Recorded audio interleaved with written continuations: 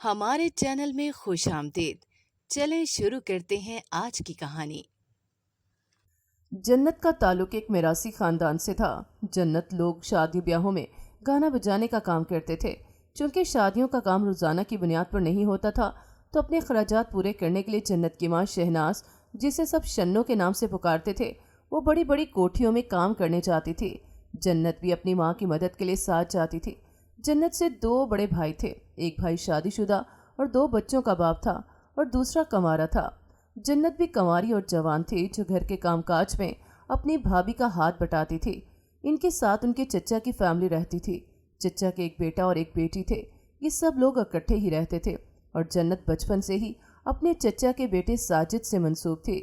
جنت جب اپنی ماں کے ساتھ بڑی بڑی کوٹھیوں میں کام کرنے جاتی تو اس کا دل بھی بہت چاہتا کہ کاش وہ بھی ان محل جیسے گھروں میں مالکن بن کے رہے۔ وہ اپنے پورے خاندان میں خوبصورت اور پرکشش مانی جاتی تھی۔ جنت کے سب خاندان والے سانولی رنگت کے تھے۔ جنت بھی سانولی رنگت کی ہونے کے باوجود اپنے حسن پر نازا رہتی تھی۔ جب بھی وہ اپنی ماں کے ساتھ کام پر جاتی، وہاں کی مالکنیں اس کی تعریف کرتی کہ شنو، تمہاری بیٹی بہت کشش والی ہے۔ یہ تعریفیں سن کر جنت اپنے دل میں خواب سجانے لگی۔ وہ اکثر ماں سے پوچھتی ہے کہ ہم کیا شروع سے ہی غریب پیدا ہوئے؟ کیا ہمارے خاندان میں کوئی بھی امیر آدمی نہیں؟ اور کیا سارے خاندان والے اسی میراثی کے کام کو اپنائے رکھیں گے؟ کیا انہیں دنیا میں کوئی اور کام نہیں ملتا؟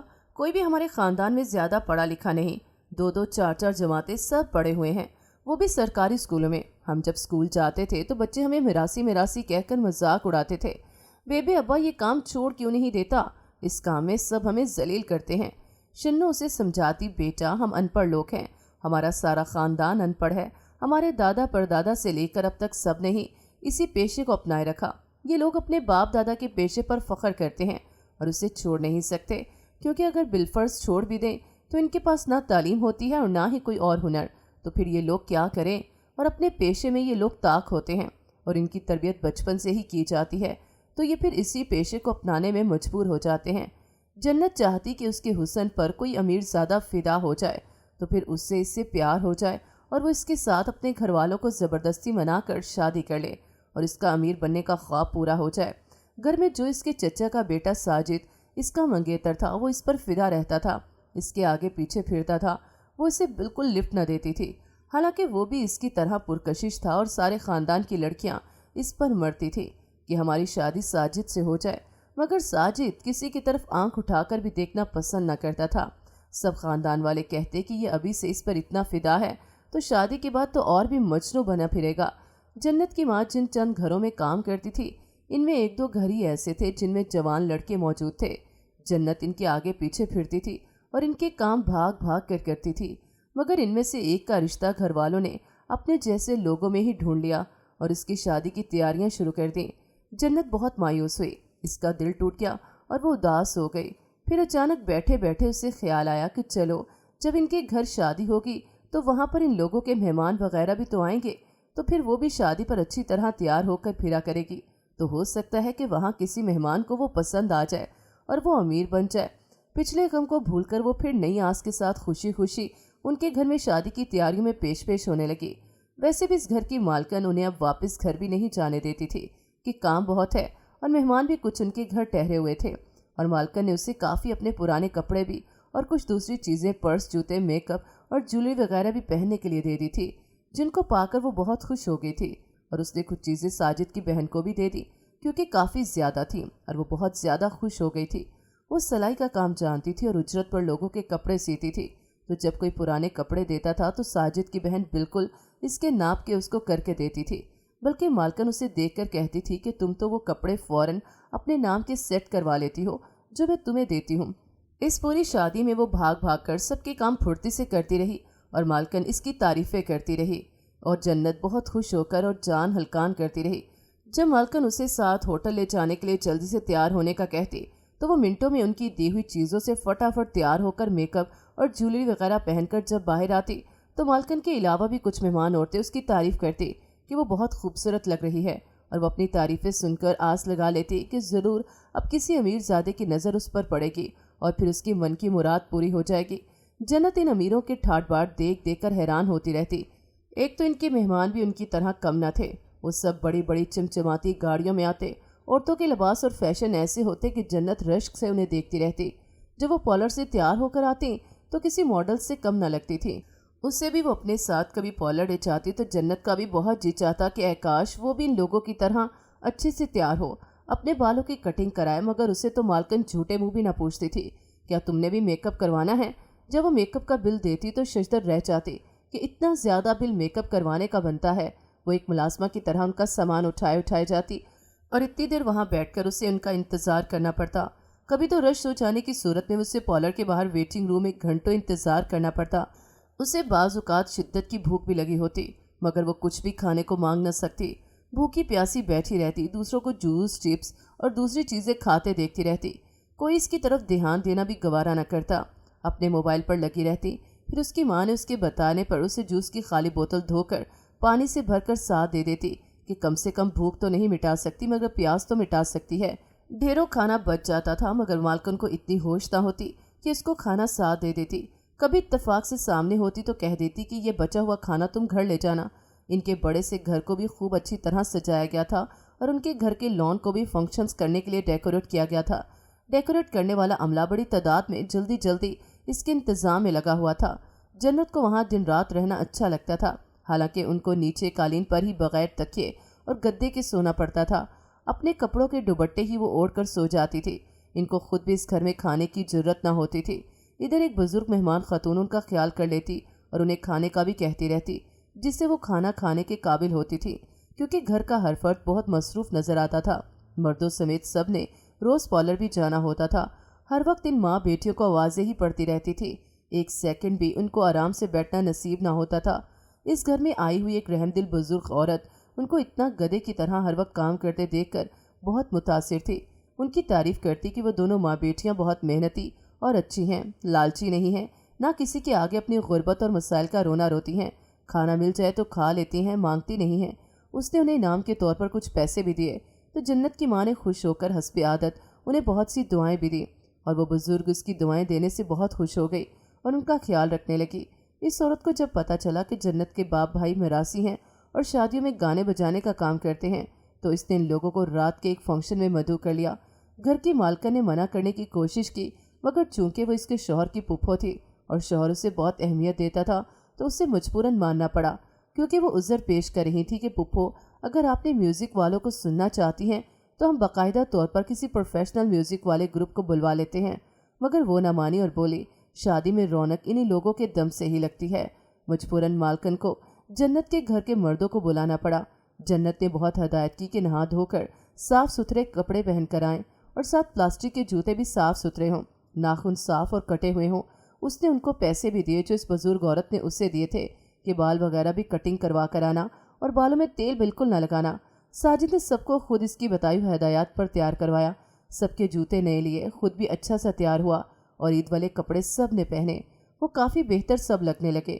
اپنے ڈھول کی رسیاں وغیرہ تک نہیں ڈالی اور اپنے گانے بجانے کا سامان بھی صاف ستھرا کیا، جس کو عرصہ دراز سے کبھی صاف نہ کیا گیا تھا۔ جب ساجد سب کے ہمراہ وہاں پہنچا تو جنت کو دیکھ کر وہ خوشی سے مسکرایا۔ جنت نے جب اسے دور سے دیکھا تو کافی حیران ہوئی کہ وہ بہت ہینڈسم لگ رہا تھا۔ پھر بددل ہو کر منہ پھیر کر دل میں بولی کیا فائدہ، یہ امیر کبیر تو نہیں ہے نا۔ اس نے ساجد کی مسکراہٹ کے بدلے اپنا وہی سپاٹ چہرہ ہی بنائے رکھا جیسے وہ اسے دیکھ کر بنائی رکھتی تھی، مگر وہ اس کے رویے کو نظر انداز کر دیتا تھا۔ جنت کی ماں خوشی سے پھولے نہ سما رہی تھی۔ جب فنکشن شروع ہوا تو سب کو جوس وغیرہ پیش کیا گیا اور ان کو کسی نے نہ پوچھا۔ جنت کو یہ سب دیکھ کر بہت دکھ پہنچ رہا تھا۔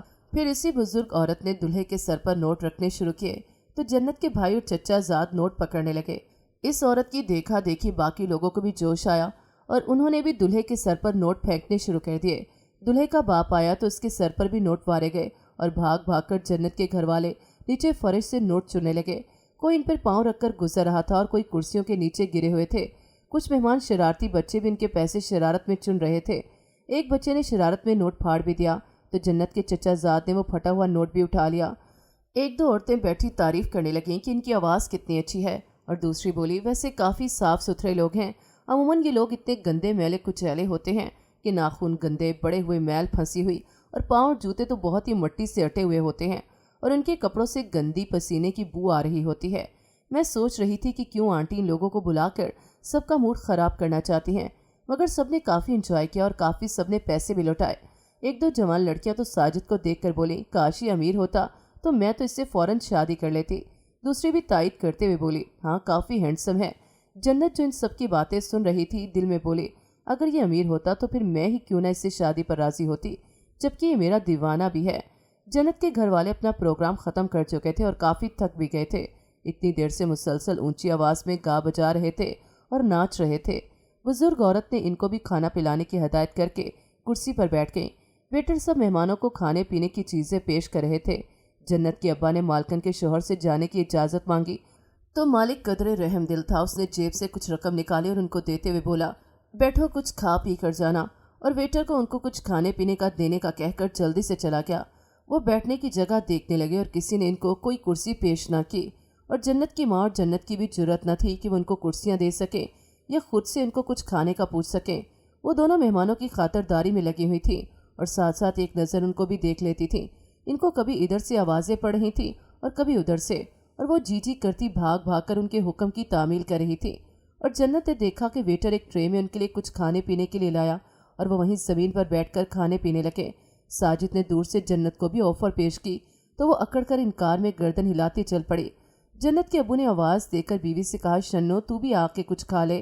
तो इतने में उसे मालकन ने आवाज़ दी कि वो उसे तसल्ली भरे लहजे में जवाब देते हुए बोली, फिक्र न कर जन्नत के अब्बा, हम आखिर में सब कुछ खूब खा पी लेते हैं। बुजुर्ग खतून पास से गुजरते हुए जन्नत के घर वालों के पास रुक कर बोली, कुछ और चाहिए तो बताना। फिर पास से गुजरते हुए वेटर से बोली, इनको साथ भी पैक कर दो। फिर परस खोलकर उनको पैसे पकड़ा कर बोली, अब तुम लोग फ्री हो गए हो, वेटर खाना ले आए तो तुम सब लोग जा सकते हो। इतने में वेटर पैक किया हुआ खाना ले आया तो इस बुजुर्ग औरत ने जन्नत की माँ से कहा, चलो तुम लोग भी चलकर किचन में वक्त पर खाना खा लिया करो। वो ज़रा झिझकते हुए बोली, जी वो मैं अभी सब मेहमानों को खाना सर्व कर रही हूँ। तो मालकन भी पास से गुजर रही थी तो उसने उनकी बात सुन ली। तो बुजुर्ग औरत बोली, ये इतने वेटर किस लिए बुलाए हैं? मालकन भी बोली, शन्नो तुम जाओ किचन में जाकर खाना खा लो, जन्नत को भी ले जाओ। फिर मैंने जन्नत को अपने साथ पार्लर लेकर जाना है। शन्नो ने अल्लाह ताला का दिल से शुक्र अदा किया कि उसने उसके घर वालों के सामने उसकी लाज रख ली और मालकन और बुजुर्ग औरत ने उनसे अच्छे अंदाज में खाने का पूछ लिया।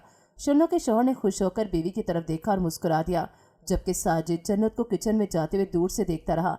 जन्नत अब अपने घर वालों को भी पाँव से नंगा फिरने से मना करती और घर को भी साफ रखने की हदायत करती रहती। साजिद इसकी बातें सुनकर अब घर वालों को जन्नत की बताई हुई बातों पर अमल करवाता और ख़ुद भी अब बन ठन कर रहने लगा।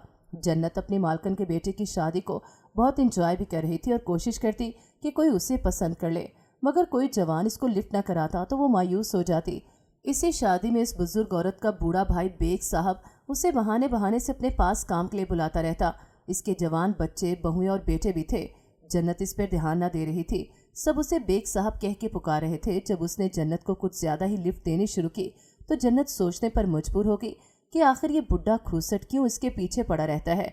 तो उसे पता चला कि हाल ही में इसकी बीवी फोत हो चुकी है और वही बुजुर्ग औरत अपने भाई की तन्हाई का ख्याल करके इसकी दूसरी शादी करवाना चाहती है कि बेग साहब के सब बच्चे शादीशुदा हैं और वो अकेला रह गया है, जबकि इसके बच्चे जायदाद के लिए इसकी दूसरी शादी करवाने के हक में नहीं। शादी ख़त्म हुई तो इस बुजुर्ग ने अपने भाई की दिलचस्पी जन्नत की तरफ महसूस कर ली। फिर भाई भी जन्नत से शादी करने पर बहन को इसरार करने लगा। बहन ने पहले से बहुत समझाने की कोशिश की कि लड़की तुमसे उम्र में बहुत छोटी है और ये बेजोड़ शादी है, मगर वो न माना। तो बुजुर्ग औरत ने शन्नो से जब बात की तो वह हैरत से उसका मुंह तकते हुए परेशान कुन लहजे में बोली, बेगम साहिबा, मेरी बेटी का रिश्ता बचपन में ही अपने चचा के बेटे से तय पाया हुआ है। हम तो बस किसी मुनासिब वक्त का इंतज़ार कर रहे हैं ताकि जल्द इन दोनों की शादी कर सके। बहन अपने भाई की जिद के हाथों मजबूर होकर बोली, अरे तेरे देवर के बेटे को और भी कोई न कोई जवान लड़की का रिश्ता मिल जाएगा। तेरी बेटी मेरे भाई के घर ऐश व इशरत से रहेगी। इसी घर जितना बड़ा घर उसका घर है और बहुत सी जायदाद और मालो दौलत का वो मालिक है। बच्चे सारे शादीशुदा हैं, इस पर कोई जिम्मेदारी नहीं। शन्नो बोली, बेगम साहिबा जी, वो मंगेतर इसको बचपन से ही चाहता है और इसकी दीवानगी सारे खानदान में मशहूर है। वो भला कैसे इसका रिश्ता कहीं और होने देगा। जन्नत किचन में बर्तन धोते हुए सब सुन रही थी और हैरान भी हो रही थी कि इस पर फिदा भी हुआ तो कौन। एक उदेड़ उम्र शख्स, बेग भी सरा फासले पर बैठा बज़ाहिर मोबाइल में मसरूफ नजर आ रहा था, मगर उसके कान अपनी बहन और शन्नो की बातों की तरफ लगे हुए थे। बुजुर्ग औरत ने कहा, देखो शन्नो, तू अपने घर वालों से बात कर ले। इस शादी के बदले हम तुम्हारे बेटे को लाखों रुपए दे देंगे, तुम लोगों के वारे न्यारे हो जाएंगे। शन्नो की माँ जवाब में बोली, जी मैं इसके अब्बे से बात करती हूँ, मगर फिर दोनों भाइयों की आपस में नाराज़गी पड़ जाएगी। हम सब इकट्ठे एक ही घर में रहते हैं, एक ही हांडी पकती है, आपस में बहुत इत्तेफाक है। वो बुजुर्ग पूछने लगी, क्या तुम लोगों का अपना घर है? तो शन्नो बड़ी अफसुर्दगी से बोली, जी किधर बेगम साहिबा, हम तो किराए के मकानों में रहते हैं और किराया भी बमुश्किल ही दे पाते हैं। तो बुजुर्ग औरत तंसिया अंदाज में बोली, तुम लोगों ने कौन सा कोई जायदादें बांटनी है? तुम्हारी तो बेटी ब्याह कर वारे न्यारे हो जाएंगे, तुम अलग घर ले लेना, देखना वो तुम लोगों को अमीर देखकर जल्द राजी हो जाएंगे। तो मुझे अपने शौहर का नंबर दे देना, मैं खुद उससे फ़ोन पर बात कर लूँगी, ज़रूरत पड़ी तो घर भी आ जाऊँगी। शन्नो ने फिर हसरत भरे लहजे में कहा, जी हम गरीबों के पास फ़ोन कहाँ होते हैं, सस्ता मोबाइल भी हो तो बैलेंस नहीं होता। मेरे बेटे के पास ही एक मोबाइल है जो हम सब इस्तेमाल करते हैं, और एक जन्नत के मंगेतर साजिद के पास है, और मुझे किसी का नंबर नहीं आता। जन्नत के पास एक पुराना मोबाइल बाजी ने दिया था कि कभी किसी काम के लिए बुलाना पड़ जाता है तो तुम लोगों से कांटेक्ट करना आसान हो जाए। आप जन्नत से नंबर ले लें, जब हम घर जाएंगे तो आप फ़ोन कर लेना। जन्नत के पास भी बैलेंस नहीं। बुजुर्ग खातून ने फ़ौरन अपने भाई बेग साहब को आवाज़ दी और कहा कि जन्नत के मोबाइल पर ऑनलाइन बैलेंस भेज दें। बेग साहब भागे आए और जन्नत से बुजुर्ग खातून ने नंबर पूछा और उसको फ़ौरन बेग साहब ने कहा कि जन्नत नंबर बताओ, मैं बैलेंस भेजता हूँ। इसका पुराना सा मोबाइल देखकर बुजुर्ग खातून ने पर्स से एक और अच्छा मोबाइल निकाला और भाई से बोली, ये मेरे पास फालतू ही पड़ा है, जन्नत को इसमें सिम डाल कर दे दो और बैलेंस भी भेज दो। जन्नत से बेग साहब ने मोबाइल मांगा तो पहले उसने माँ की तरफ देखा और इसका इशारा पाकर शर्माते हुए अपना मोबाइल पकड़ा दिया। बेग साहब ने थोड़ी देर में इसको मोबाइल सिम और बैलेंस वगैरह डाल कर दे दिया और नेट पैकेज भी कर दिया। फिर उसे पास बुलाकर सारा कुछ समझाने लगे और वो ध्यान से समझने लगी। जब यूट्यूब सीखी तो उसकी खुशी का कोई ठिकाना न रहा। जन्नत जब घर पहुंची तो उसके हाथ में एक टच मोबाइल था और वो सबको खुशी खुशी दिखाकर खुश हो रही थी। साजिद ने जब उसके हाथ में कीमती मोबाइल देखा तो उसके चेहरे का रंग बदल गया। खतरे की घंटी उसके दिल में बजने लगी। जब शन्नो ने सबके सामने बेग साहब और उसकी बहन की ऑफर बताई तो इसके चचा ने फौरन गरज कर कहा, क्यों हमारे बेटे की मंग है और क्या तुम अपनी बेटी को इन अमीरों के आगे बेचना चाहते हो? जन्नत के बाप ने गुलगीर आवाज में कहा, मैंने कब कहा कि मैं अपनी बेटी का रिश्ता अपने भतीजे से तोड़कर इन लोगों को देना चाहता हूँ। वजह यह है कि वो बड़े लोग हैं, इनको किसी बहाने से इनकार करना पड़ेगा, सांप भी मर जाए और लाठी भी ना टूटे। साजिद का चचा तंज करते हुए बोला, ये क्यों नहीं कहते कि तुम्हारे दिल में पैसों का लालच आ गया है? चचे भी चिल्लाने लगी कि अगर तुम लोग अपनी बेटी का रिश्ता ना दोगे तो हम भी अपनी बेटी का रिश्ता तुम लोगों को नहीं देंगे। जन्नत के बाप ने भाई से कहा, देख मेरे अंदर वही खून है जो तेरे अंदर है, तुझे अपने खून पर भरोसा होना चाहिए। जन्नत का चचा गुस्से से बोला, खून की बात नहीं, इंसान की नीयत बदलते देर नहीं लगती। फिर जब बेग साहब की बहन का जन्नत के मोबाइल पर फ़ोन आया तो जन्नत के अब्बा ने कहा, बहन जी हमारी मजबूरी को समझें, हम जन्नत का रिश्ता आपको नहीं दे सकते क्योंकि हमारा ख़ानदान बिखर जाएगा और नाराज़गी पड़ जाएगी। मेहरबानी फरमाकर हमसे उम्मीद ना रखें क्योंकि हम अपने ख़ानदान को नाराज़ नहीं कर सकते। आपके भाई को हम जैसे गरीब घर की लड़की का रिश्ता आसानी से मिल जाएगा। बेग साहब की बहन बोली, कोई बात नहीं जी, हम इंतज़ार कर लेंगे, आप अच्छी तरह सोच लें।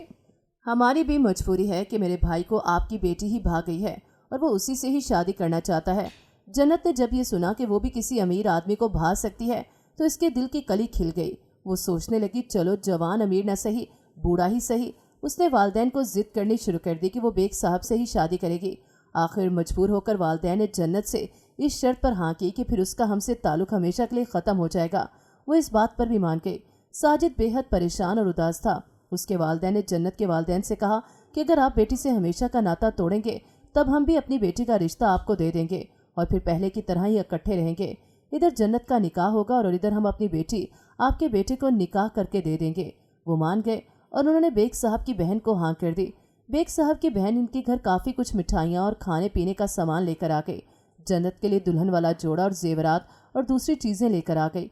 जन्नत के वालदैन को पैसों से भरा एक मोटा सा शॉपर देकर, ये रकम आपके लिए बहुत काम आएगी, इसे हमारे जाने के बाद खोल लीजिएगा। साजिद छत पर अकेला लेटा आसमान को घूर रहा था।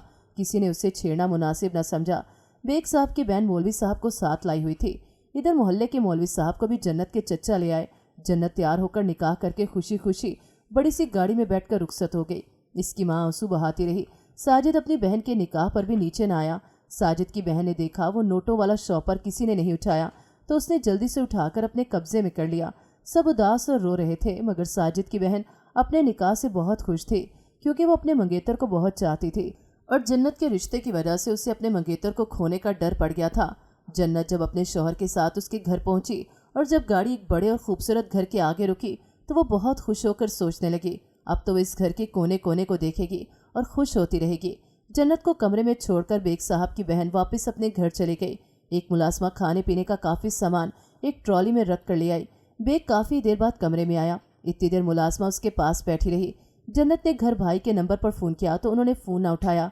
फिर इसने मजबूरन साजिद के नंबर पर किया तो साजिद की बहन ने फ़ोन उठाया और बोली साजिद सो रहा है और बाकी सब भी सो चुके हैं। इतने में बेग साहब कमरे में तशरीफ़ लाए तो जन्नत ने साजिद की बहन से फ़ौरन फ़ोन बंद करते हुए कहा, मैं तुमसे बाद में बात करती हूँ। मुलाजमा कमरे से चले गई। बेग साहब का मूड सख्त ऑफ था। वो अपने बच्चों के पास गए थे मगर बच्चे अभी तक नाराज़ थे और अपनी बात पर कायम थे कि वो हमारे सामने भी नहीं आएगी और अपने कमरे में ही रहेगी। वहीं उसे मुलाजमा खाना पीना देगी और शोहर की जायदाद से भी उसे कुछ ना मिलेगा। बेग साहब पहले ही बच्चों की वजह से परेशान थे। जब मोबाइल पर साजिद की कॉल लगी देखी तो गुस्से से पहले ही भरे बैठे थे। फिर ये भी पता था कि साजिद इस पर फिदा है। उसे मारने लगे और कहते कि तुम आते ही अपने आशिक को फ़ोन करने लगी। वो बहुत सफाइयाँ देती रही मगर वो उसी बुरी तरह पीटते रहे। उसे बचाने वाला भी कोई ना था। उसको अब रोज़ बात बात पर बेग साहब मारते कि तुमने अपनी अदाओं से मुझे फंसाया है, इसी तरह साजिद को भी फंसाती होगी। ना वो कमरे से बाहर जा सकती थी और ना किसी को फ़ोन तक कर सकती थी। फ़ोन बेग साहब ने तोड़ दिया था और सिम कूड़े में फेंक दी थी। बेग साहब कहते तुम्हें हासिल करने के लिए मैंने अपने बेटों को नाराज़ किया। वो जिस्म पर नील के निशानों को देखती रहती और सोचती कि वो इस दौलत का क्या करे। बेग साहब उसे अपनी मरी हुई बीवी की अलमारी से साड़ियाँ निकालकर पहनने का हुक्म देते। उसे कहते हर वक्त मेकअप में रहा करो, इसी तरह फिर तुम कदरे खूबसूरत लगती हो, वरना बगैर मेकअप के तुम्हारी काली रंगत देखकर मैं पछताता हूँ कि इस काली कलोटी लड़की के लिए मैंने अपने बच्चों का दिल दुखाया और उन्हें नाराज़ किया। अब मैं शायद वापस बच्चों के दिल में ना बस सकूँ। मैं इनकी माँ की जगह तुम जैसी मरासन को ले आया। 2-3 माह से मुसलसल वो कमरे में मारे खा खा कर अधमुई हो चुकी थी। एक दिन उसने आधी रात को छुपकर किचन में जाकर शोहर के मोबाइल से साजिद को कॉल की। वो नींद से हड़बड़ाकर कॉल देखने लगा और अनजान नंबर देख के उसने हैरत से हेलो कहा तो वो आहिस्ता आवाज़ में रोते हुए साजिद को सारी सच्चाई बताने लगी। उसने हौसला अफजाई की और कहा जाओ रूम में, ऐसा ना हो कि वो जाग जाए और कॉल डिलीट कर देना। वो उससे बोला कल मैं तुम्हें लेने आ जाऊँगा। जन्नत जल्दी से दबे पाँव वापस पहुँच गई। कॉल भी डिलीट कर दी और देखा शोहर खराटे ले रहा था। उसने शुक्र अदा किया और लेटकर कल का इंतज़ार करने लगी। अगले दिन साजिद अपने वादे के मुताबिक पहुँच गया और जब उसके शोहर को पता चला कि बाहर साजिद आया है और वो जन्नत से मिलना चाहता है तो वो इसको मारने लगा कि तुमने अपने आशिक को इधर ही बुला लिया। मुलाजमा दौड़कर साजिद को ले आई। बेग साहब के सारे बच्चे भी आ गए तो साजिद को देखकर जन्नत रोते हुए उसके पास पहुंची और मिन्नत करते हुए बोली प्लीज़ मुझे इस दरिंदे से बचा लो। साजिद ने कहा चलो मेरे साथ। बेग ने कहा मैं भी तुमसे तंग आ चुका हूँ, मैं तुम्हें तलाक देता हूँ, और 3 बार तलाक बोलकर चलाया और कहा निकल जा मेरे घर से। इसके बच्चों ने बाप को गले लगाकर कहा अब हम आपसे नाराज़ नहीं हैं और इन दोनों को धक्के मारकर घर से निकाल दिया। जब जन्नत वालदैन के घर पहुंची तो उन्होंने इसकी हालत देखी तो साजिद ने सब कुछ बता दिया तो उन्होंने बढ़कर उसे गले लगा लिया और रोने लगे। माँ ने उसे प्यार से हल्दी मिला दूध पिलाया ताकि उसके ज़ख्मों को आराम मिले। फिर इसके ज़ख्मों पर मरहम लगाई। इसके चचा चची ने भी उसे माफ़ कर दिया और जन्नत को अपने में आकर ऐसा लगा जैसे वो दोज़ख से निकलकर जन्नत में आ चुकी है। इद्दत तक वो काफ़ी संभल चुकी थी। इसके घर की वही रूटीन थी। 2 वक्त की रोटी बामुश्किल पूरी होती थी मगर फिर भी उसे वहाँ सुकून मिल रहा था। साजिद की बहन उसका दिल लगाए रखती। इद्दत ख़त्म होते ही उसका निकाह साजिद से कर दिया गया। अब जन्नत साजिद के साथ गुर्बत में भी खुश थी। अब वो अपने घर वालों को पेशा बदलने के लिए भी न कहती थी बल्कि सबको बताने में शर्म महसूस न करती थी। उसके 2 बच्चे भी हो गए और वो इसके चचा की फैमिली में इकट्ठे ही रह रहे थे। इसकी नंद जो कि इसकी भाभी भी थी उसने बताया कि जब से हम इस नए मोहल्ले में शिफ्ट हुए हैं साथ जो बड़ा सा घर है उसकी औरतें रोज़ ढोल मांगकर अपने घर ले जाती हैं और कहती हैं कि मिलाद करवाना है। सारी बुर्का पहने हुए होती हैं। मुझे तो दाल में कुछ काला लगता है। दोनों ने प्लान बनाया कि हम भी बुर्का पहनकर इनके घर दाखिल हो जाते हैं, फिर देखते हैं कि इधर क्या माजरा है। वही बुर्के वाली औरतें जब हस्बे मामूल ढोल लेने आई तो जन्नत और उसकी नंद भी वहाँ चुपके से घुस गईं। मगर अंदर जाकर देखा तो इसके पाँव के नीचे से जैसे ज़मीन खिसक गई क्योंकि वो सारी औरतें नहीं बल्कि ख्वाजा सरा थीं। ये दोनों जब हैरत से उनसे पूछने लगी तो वो बोली कि हम यहाँ छुप कर रहते हैं क्योंकि लोग हम जैसे लोगों को रहने नहीं देते और हमारा मजाक उड़ाते हैं। हमें भी जीने का हक हासिल है। तो जन्नत ने कहा कि क्यों ना हम सब मिलकर कोई ऐसा काम शुरू करें जिससे हमें पैसा लेने के लिए दूसरों के आगे जलील ना होना पड़े। हम मिलकर अपनी जमा पूंजी लगाकर तुम्हारे इस बड़े से घर में सिलाई का काम शुरू कर देते हैं। किसी फैक्ट्री वाले से राब्ता कर लेते हैं। जन्नत ने कहा कि मेरी नंद हम सबको सीना सिखा देगी। वैसे भी ये बहुत माहिर दर्जन है, اس کے بنے کپڑے ہم دکانداروں کو دکھاتے ہیں اور ان سے آرڈر لیتے ہیں۔ ویسے بھی ہم مسلمان ہیں اور یہ گانا بجانا گناہ کا کام ہے۔ ضروری نہیں کہ ہمارے باپ دادا جو غلطی کرتے آئے ہیں ہم بھی وہی دہراتے رہے۔ شاید یہ گناہ کا کام تھا، اسی وجہ سے ہمیں ابھی تک ذلت ہی ملی۔ ایک خواجہ سرا بولا، مگر یہ گلوکار تو بہت نام اور پیسے کماتے ہیں، ان کی تو بڑی عزت ہوتی ہے۔ تو جنت بولی، کسی کو اللہ تعالیٰ دے کر آزماتا ہے اور کسی سے لے کر۔ ان کی زندگی میں سکون نام کی کوئی چیز نہیں ہوگی، اور جتنا کماتے ہیں فرصت کا ایک لمحہ بھی انہیں نہیں ملتا۔ سب نے جب مل کر اس کام کو شروع کیا تو ایک دن وہ خوشحال ہو گئے، اور جس چیز کی جنت حسرت لیے بوڑھے سے شادی کر بیٹھی تھی اسے وہ سب مل گیا، مگر اس نے عاجزی اور رحم دلی نہ چھوڑی اور اسراف اور فضول خرچی سے پرہیز رکھا اور غریبوں کی امداد کو اپنا مشن بنا لیا۔ خواجہ سراؤ سے دعائیں دیتے نہ تھکتے کہ ان کو بھی اب عزت سے روٹی کمانے کا طریقہ آ گیا تھا اور وہ اب خوش اور مطمئن تھے۔ جنت کے تمام مرد اور عورتیں مل کر سلائی کا کام کرتے تھے اور جنت سے کہتے کہ اللہ تعالیٰ نے تجھے ہمارے لیے وسیلہ بنایا اور ہم بھی گناہ کے پیشے سے بچ سکے ہیں اور عزت سے حلال رزق کھانے لگے ہیں۔ ناظرین، اگر آپ کو ہماری کہانی اچھی لگی ہے تو ویڈیو کو لائک کریں، شیئر کریں اور ہمارے چینل کو سبسکرائب کریں۔ اگلی ویڈیو تک اجازت دیں۔ اللہ حافظ۔